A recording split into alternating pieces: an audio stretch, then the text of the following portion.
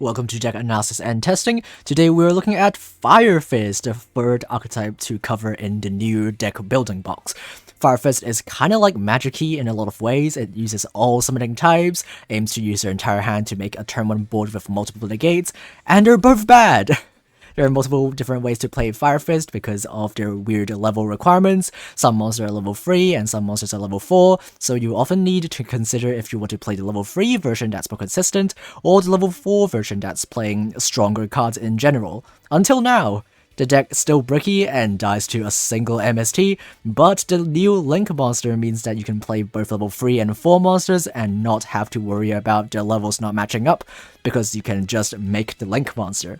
First, we'll look at Ritual Monster. Ritual Monster has a level of 6, and you can Ritual Summon this card using one of your Fire Formation spells.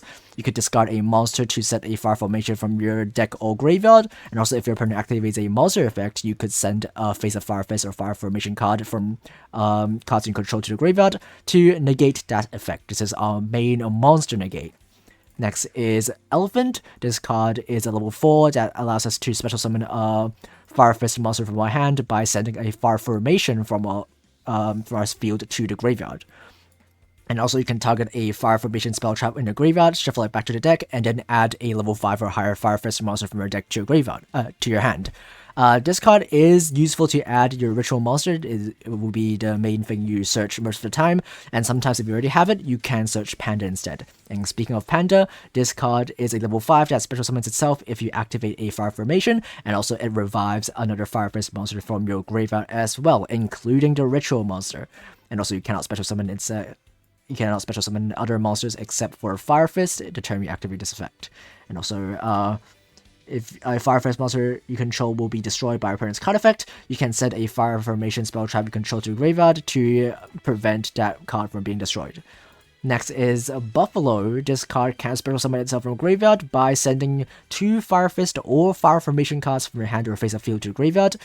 And you don't actually need to pay this cost if you have the Link monster on field, so it's just basically a free summon from graveyard. And it's also level 4, and it makes you make your rank 4 XCs more easier. Next is Ram. It's one of the level 3 monsters. Ram, when normal summoned, could discard a card to target a Fire Formation you control and set a Fire Formation with a different name from your deck. And also if it's special summoned by the effect of a Fire Fist monster, for example with something like Elephant, you could just set a Fire Formation from your deck for free, but it cannot have the same name as any of your Fire Formation cards in your graveyard. Next is Rooster. This is another level 3 that you will be summoning using Elephant's effect. When this card is special summoned by the effect of a Fire Fist monster, you could add another Fire Fist monster from your deck to your hand, and also once per turn you could send a face-up Fire Formation from your field to the graveyard to set another Fire Formation spell trap directly from your deck. And it could have the same name, even though you probably won't be setting the card with the same name for your most of the time. And for our spells and traps, of course we are playing 3 Cups of Tenki. This card is great in other Beast Warrior decks, and it's even better in Fire Fist because it gives you a face-up card for something like Elephant or Rooster to send. Next is Dome. This is our main ritual spell. When you activate this card, you could ritual summon Beast Warrior Ritual Monster. You will be summoning the Fire Fist Ritual with this card, and also if it's sent to the graveyard, you could revive a Fire Fist from your graveyard. So even though if you can't ritual summon a card using this card, you can still use it as a reborn spell, which is pretty nice. Next is Tensu. This gives you an additional normal summon, so you could, for example, grab Tensu using something like a Ram, and then activate Tensu, and then summon another monster like Rooster, and then combo off like that. Next is Spell Trap Negate. This is a counter trap that if you control a Fire Fist and a Fire Formation, you could negate a spell trap your opponent activates and destroy that card. And finally, we have Tenken. Some people aren't playing this card, but I like this card because it gives your monsters protection. You can activate this card during the main phase 1, and you can target a Beast Warrior you control. That monster is unaffected by any other effects, but it also negates its effect as well. So if your opponent tries to get rid of something like your ritual monster after it's already used its effect, you could use your Tenkin to protect it from being removed from the field by a card effect. It also gives all of your monsters 300 attack instead of just 100 like all of the other fire formation spells, so it's nice as an additional stat boost. And for the extra deck, we're playing all of our Xyz and Link monsters that we could play.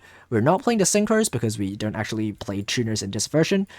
And also the Xyz monster is probably going to be better most of the time than the Synchro, and also it's going to be easier to make as well. And Tiger King, I have a prismatic copy of this card for some reason. It needs 2 level 4s, and when it's Xyz summon, you can just set a fire formation directly from your deck to your field.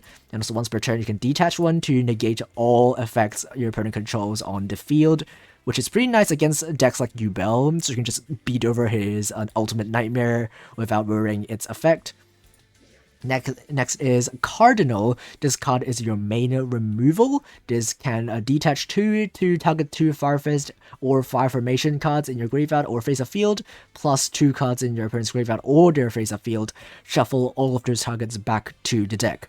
So basically it's a double removal that does not destroy, but it does target. So it's still like slightly worse than something like Modolce Tiramisu, because that card doesn't target, but at least this card doesn't destroy, which is nice, and also it does shuffle back cards from your opponent's graveyard, so if you're facing something like a BLS, you could try to make this card turn 1 and just shuffle back their ritual spell so they can't use its graveyard effect, which is pretty funny. Next is 1 copy of the rank 3, we usually don't make this card, but I just include it just in case. And finally, probably the best card that enables this deck to be remotely playable, it's the Link monster. Eagle is a Link 2 with a crazy effect that just lets you not send any cards for any of your Fire Fist monsters. So for example, Buffalo needs to send 2. That's quite a big cost, but you just don't have to send now. If you have the Link monster on field, you can just summon it for free, which is crazy. And this effect is not once per turn, so if you have multiple effects that send the cards to your graveyard, like Rooster sends a card, or your Ritual sends a card to negate, you don't have to, you just summon it, or send them, you just activate your effects for free, which is crazy. And also it has a effect once per turn to target a fire formation in your graveyard or on your field, bounce it back to the hand, and then send a Fire Fist monster from your deck to your graveyard.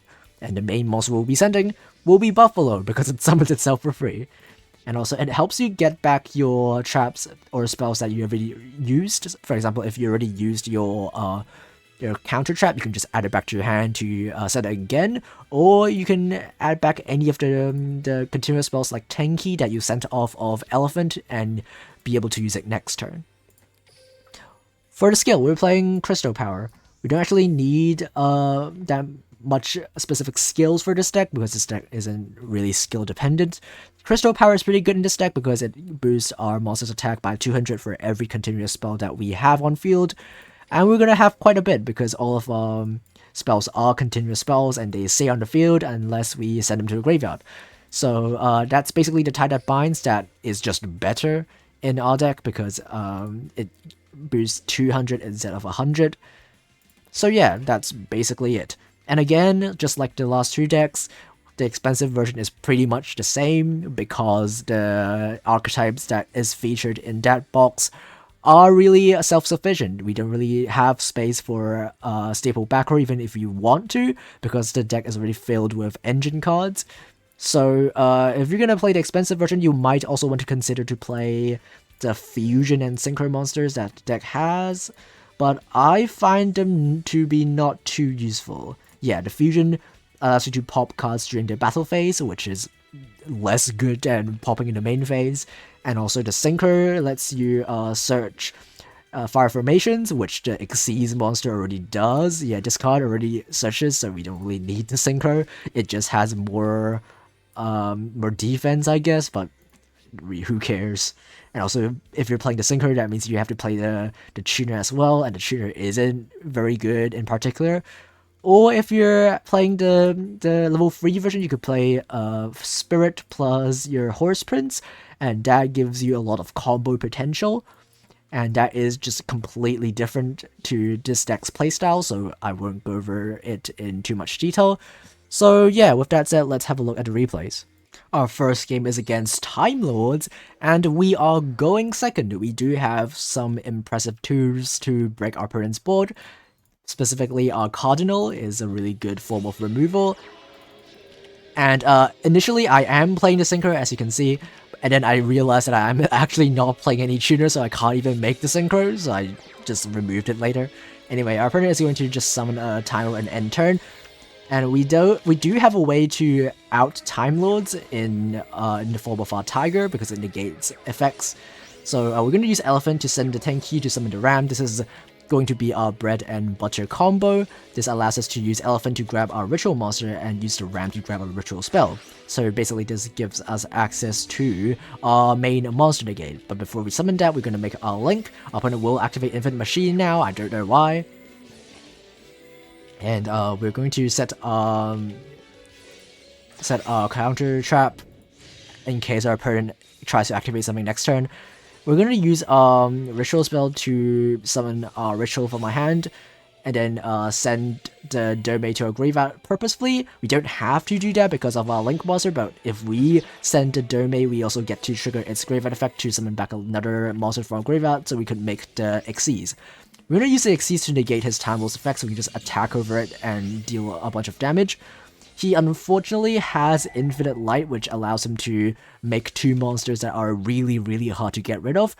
His monsters can't be targeted, and also his normal attack 0 Time Lords cannot be destroyed as well. But it's fine, because we have a negate, and for some reason he tries to attack over our Ritual instead of the Xyz that is able to negate his monster effects. So we're going to use its effect again, negating his monster's effect, so we're just going to attack over it, and he's just going to take enough damage for lethal. And that's why you always read card effects. Okay, in our second game, we're again going second. I don't know why we keep going second. We are playing against Duel, which means the negate effect of Tiger might be useful again if he just ends on a Duel, which he is probably going to. He is going to summon Duel, rank it up into Terra Incarnate, flip it up, rank it up again using a skill because the skill is just so broken. He's gonna end on the Ultimate Nightmare, and then use the skill again to grab a follow-up Super Polymerization. He's going to set 3 cards and pass, and let's see what we can do from this position. We're gonna use Tenki to grab the name that we don't have in our hand. We're gonna use Elephant again to summon Ram. It's the same old combo. Ram will set the Dome, Elephant will grab the Ritual, but he's going to banish our Ritual spell, which means we can't actually make our Ritual monster, which is fine. We can still make our Xyz at least, so we're gonna make Eagle and use the effect of our Tensu to give us access to Panda when we activate Fire Formation. He's going to book our level 5, which is a really dumb decision because we are trying to make the rank 4. We're gonna use Buffalo's effect in the graveyard and then use Eagle's effect to not pay the cost to just make Tiger King, and use its effect to set the counter trap to our field in case he lives another turn. We're gonna negate all of his monster effects and then boost our own attack using the spell and also give us a extra normal summon. We're gonna set another trap for free using the Link's effect to not pay the cost to send, and we're just gonna attack over his monster. And because it's negated, we can just attack it by battle and he's just gonna be destroyed. And yeah, even though we do take damage from the effect of Ultimate Nightmare, we're still going to be able to win this turn. In our third and final game, we are finally going first. Let's see what our turn 1 board will look like. And spoiler alert, it's not better than Magic Keys. We're gonna summon Ram using the effect of Tensu to give us an extra normal summon. We don't have access to Elephant, which is unfortunate, but we can still combo a bit using our Rooster that we grab off of our Tenki to grab ourselves the Ritual spell. We're gonna use the Link and use its effect to grab back the trap in our graveyard and send the Buffalo, which can special summon itself for free, but we can't really use it right now. And also the Ritual spell just sitting there doing nothing. Opponent will Secret Password to grab Home, which kind of telegraphs that he doesn't have a life token in his hand. So when he activates his home, we're gonna negate it with negate. And then we're just gonna hope that he doesn't actually have another starter, which he doesn't, thankfully. So he's just gonna set 2 and pass, and we will probably win this position. We're gonna finally summon our elephant that we should have gotten in our first turn, and then we'll use Eagle to grab back the counter trap in case we don't win this turn. We're gonna use Ritual spell to make our Ritual monster, which gives us a monster gate as well. And then because we activated Fire Formation, we can summon the Panda from our hand, and then our opponent will be scooping. Good game, good game.